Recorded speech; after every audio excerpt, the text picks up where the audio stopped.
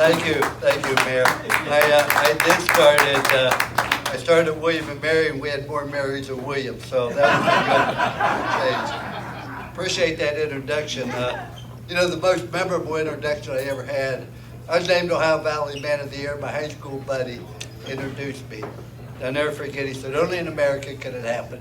Guy born into poverty with hard work, dedication, grows to become one of the most respected people in the country. An individual is loved and admired and respected. He said, I could go on and on about me, but I'm here to talk about Lou Holtz. So after that, Mayor, any introduction I feel very comfortable with. But I'm here on behalf of Governor Scott. Governor Scott could not be here because he's busy taking care of the citizens that were devastated by the recent hurricane. But I'm very proud and happy to be here. I'm a good friend of Governor Scott. I'll be going to Naples tomorrow night doing an event for him as well. The reason we're here is because of a necessity. Life's not complicated. We don't have to complicate this election. We don't have to complicate our life. You realize there are only 7 colors of the rainbow. But look what Michelangelo did with 7 simple colors. There's only 7 musical notes. Look what Beethoven did with 7 musical notes. There's only 10 numbers. Look what Bernie Madoff did with 10 numbers. So it's not always going to be good, but it does not have to be complicated. Whatever happens in our life happens because of the choices we make. As King Henry VII said to his 3rd wife, I'm not going to keep you long, but I want to share some thoughts and ideas with you. The stories I'm going to tell you are absolutely true. First of all, I was born with a silver spoon in my mouth. I was born in Fallsbury, West Virginia during the Depression. My father had a 3rd grade education. I was born in a cellar by Dr. McGraw, not a hospital. We had 1 bedroom for my sister, myself, and my parents. We had a kitchen, we had a half bath. The half bath did not have a tub, a shower, or sink. We lived there 7.5 years. There was no welfare, there was no food stamps, there was no safety net. The reason I'm born with a silver spoon in my mouth, I was born in this country. And I was taught by my parents that if I had made good choices, and figured hard, and worked hard, and didn't blame other people for wherever happened to me, I had a chance to be successful in life. The reason I was born with a silver spoon in my mouth because of what I was taught, not because of what we had. Although we always had plenty to eat. Because every time I asked for seconds, my dad would say, no, you had plenty. So I know that. But life's a matter of choice. There are practically 400,000 words in the English vocabulary. Most important word by far is the word choice. Ladies and gentlemen, on November 6th, I guess it is, we have an important choice to make. Now, Senator Nelson's a nice guy. He was my neighbor. Our house burned to the ground. As a matter of fact, June 22nd, 2015, I was awakened at 2:30 in the morning. Our house was on fire, was struck by lightning in Lake Nona. I awakened my wife, we got out with our bathrobe, and that was it. I'm not sure she would have awakened me, but that's irrelevant. Now, I've been married 57 years. Now what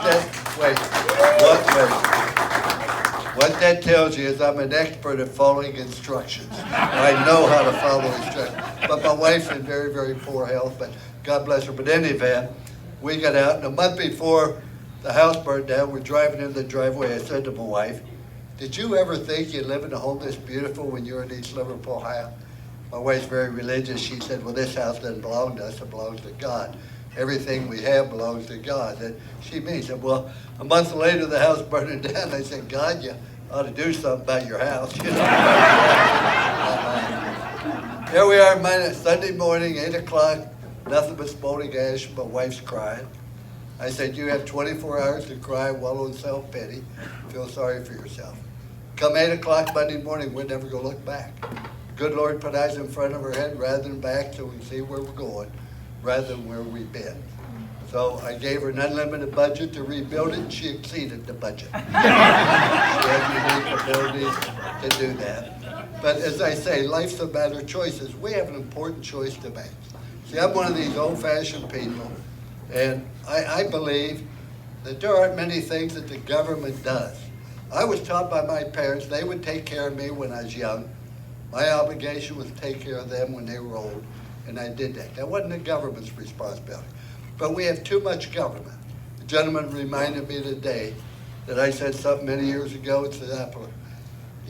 70 years ago, you could call New York to Los Angeles for $8, or you could send a postage stamp for 3 cents under the federal government. Today, you send a postage stamp for 85 cents, or you can call for 20 cents. I mean, that's what the government does on it. And what Governor Scott does, he's a winner. He's a competitor. What's at the stake of this election? It's the choice we make of what kind of country do we want? What direction are we going to go? I used to be a Democrat. And I remember in '52 when Eisenhower won the election, don't ask me how I remember these things, I can't remember my children's names. But in 1952, after Eisenhower won the election, I was so depressed. And in high school, the thing everybody said, the election's over, the results are known. The will of the people has dearly been shown. We'll get together, show by our deeds, we'll give old Ike the backing he needs. We'll get together, let differences pass. I'll hug your elephant, you kiss my ass. But then life has changed. It's not the same as it was then. Today, the Democrats are basically the Republicans. You look at what happened to Kavanaugh, you look at the caravan. Now, don't get me wrong, I am all for immigration. My parents came over, my grandparents, all four of my grandparents came through Ellis Island. They came here, and I remember they were from Ukraine, from Chernobyl. And when we lived with them during World War II when my dad went in the Navy. And when they didn't want me to understand what they're saying, they talked in Ukrainian. I said, well, teach me Ukrainian. They said, when you live in Ukraine, we'll teach you Ukraine. You'll speak English. And that's just, come here to become us. God welcome, but come here to become us. I don't want to become you. If it's that great there, then stay there. But if you come here to become us. The caravan, I don't have any problem with, but don't come here waving Honduras flag and come in here and expect us to welcome you. That's just how I feel. I don't worry about being politically correct. I do worry about being correct. And I know Governor Scott, and I saw what he's done here as governor, what he's done for the jobs, what he's done for people. And as important as the Senate race is, the citizens of Florida were more important, and that's not why he's not here today. But you look at the economy, you look at the jobs, you look at the opportunities. We have to give President Trump some help. I feel so sorry for the individual because he's fighting the Democrats.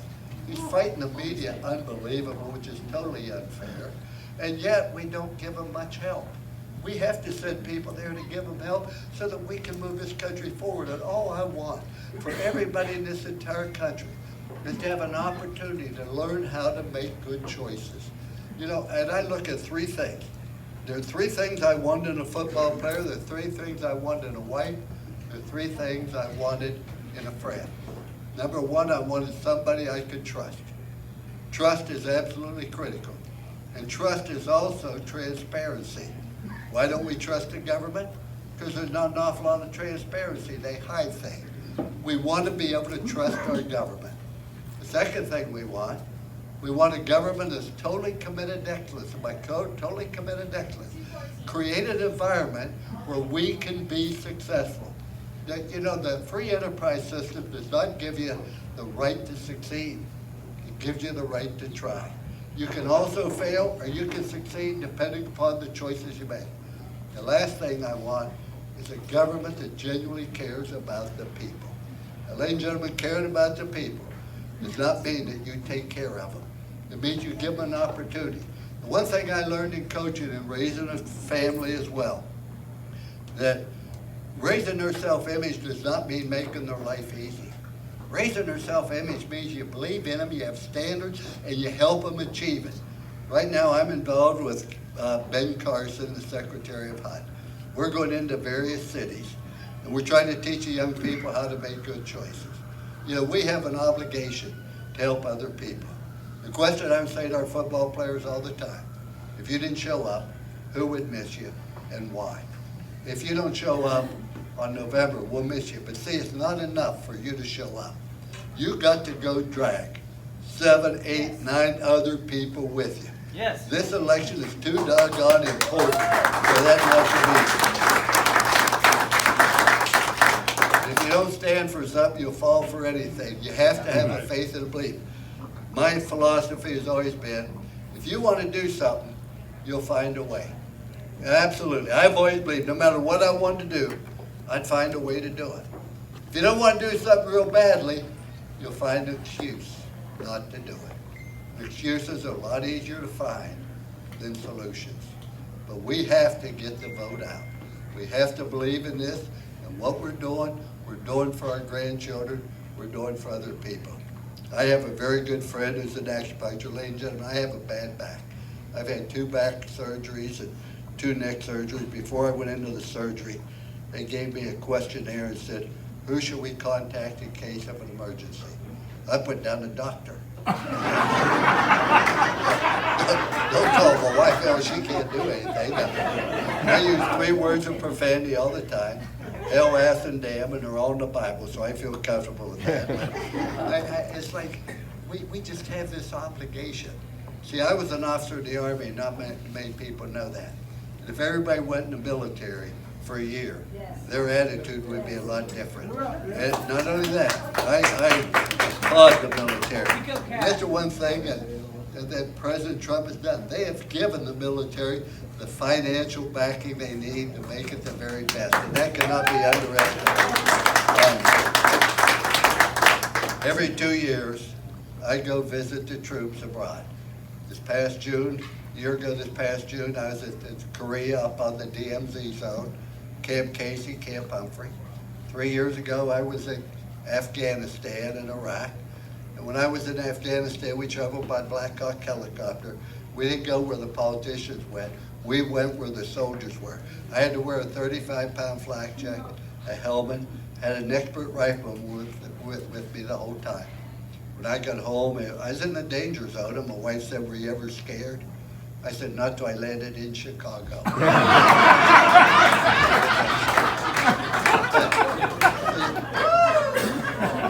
Have a faith and have a belief in what you do. You know, I have some friends that migrated here from Mexico. They're the most loyal Americans you'd ever see. Beautiful people. They come here to become us. Yesterday, as I said, I had 2 back surgery, 2 neck surgeries.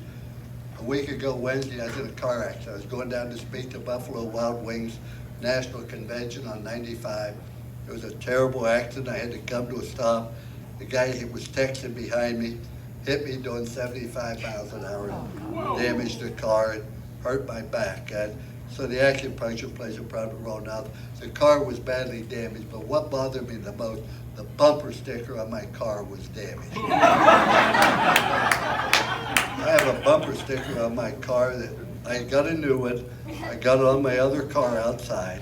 And my wife gets mad at the bumper sticker, but I think it expresses a lot. It said, Jesus loves you. Everybody else thinks you're an asshole.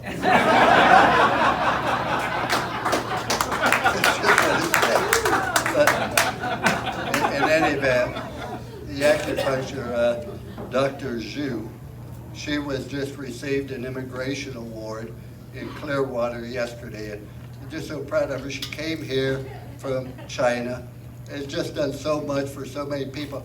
Immigrants are great, but come here legally, and please come here to become us. That's all I ask you to do.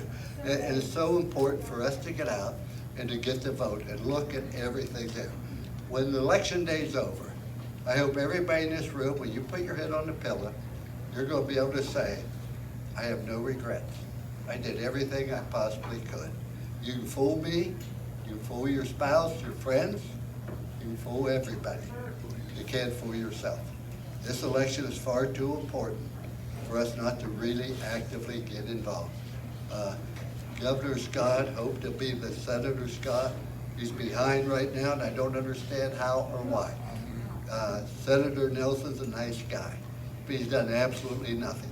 Oh, when you vote for him, you're voting for Chuck Schumer.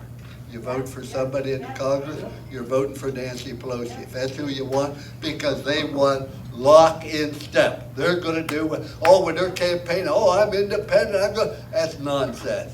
I don't trust them, I don't believe them because they lied to me too damn many times. Let's get people in up there that deserve it, need to be there, give the people an opportunity, so God bless you. Get out and vote, but take other people with you. Vote early, vote often, and if you have to, take a gun, but take 7 friends with you. And if they aren't going to vote for Governor Scott, send them home. Thank you for having me.